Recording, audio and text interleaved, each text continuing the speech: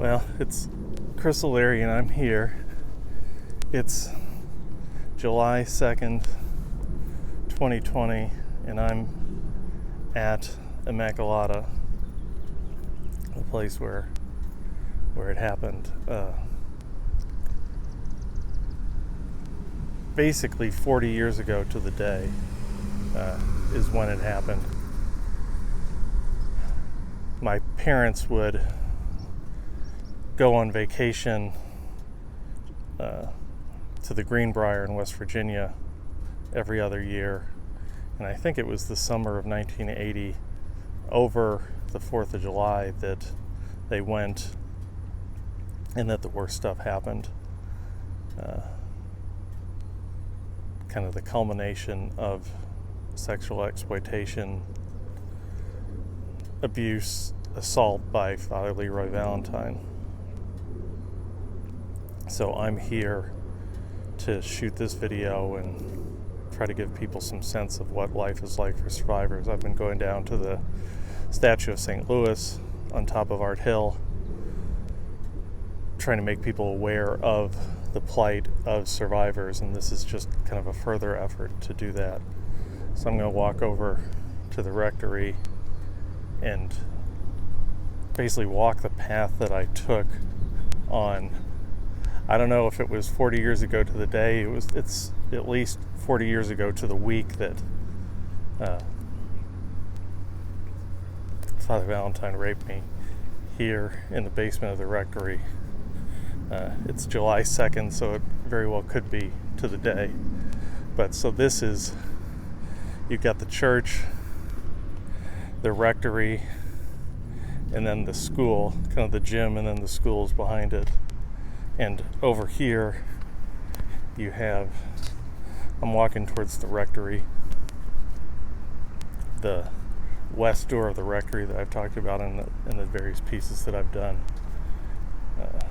Well, I'll go in through the shade so you can see. Things are a little different because, over the years they've replaced the air conditioners. This is the back of the church, the rectory.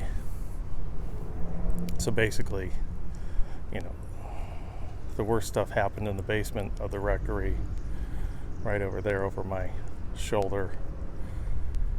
And after waiting a couple minutes to try to figure out if it was safe to get out of there, I ended up kind of bailing out of the rectory along the path that I'm going to take right now. It's a little creepy to be here, obviously, but you can see. So this is the door. I bailed out of it. The door was different. There was an inside kind of wood door and then a screen door. There was only one air conditioner at the time, but then this is the path. That tree wasn't there, but the tree is actually kind of interesting because it gives the effect of kind of the tunnel vision that I saw as I bailed out. So I ran out of the door and then just kind of walked over here. And one of the things that's interesting to me is the presence of this light in the ground. I don't remember exactly what happened, but I think I jumped over that light. The priest just came out, which kind of freaked me out. Fortunately, he's not saying anything, not questioning me, but this is the hill that we would cross over. You've got, I didn't even remember what the name of the neighborhood is, but that's the neighborhood I would walk up when we would come over. Priest is looking at me, but now I'm back behind the rectory on the hill, on the grass. There was no tree at the time. It's just grass right now, which is what it was like back then. It's an Immacolata sign here that wasn't there at the time. This tree here also wasn't there. This was just kind of all open grass that I ran across to get to the corner of the entrance where I bailed out of the rectory.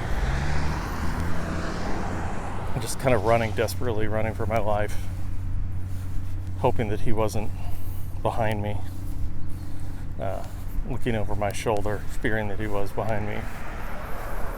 But that was 40 years ago to the day, and it's still difficult for me to be here and walk here.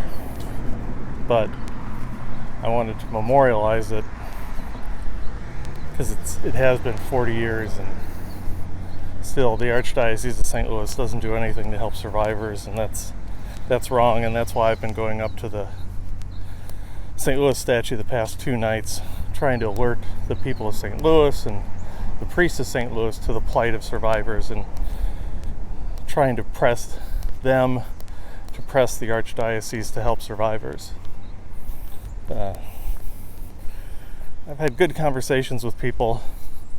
Had kind of a weird experience last night where some people were trying to intimidate me, and I've had a couple people kind of explicitly ask me to not come back. But I do keep coming back, and I want to keep coming back because first and foremost, I'm worried about the priests of the Archdiocese of St. Louis.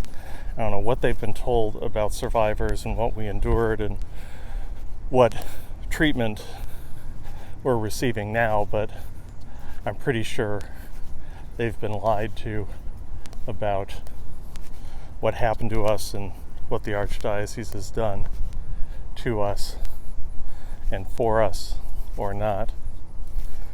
So I'm just going to continue trying to ensure that what happened to me doesn't happen to anyone else. AMDG.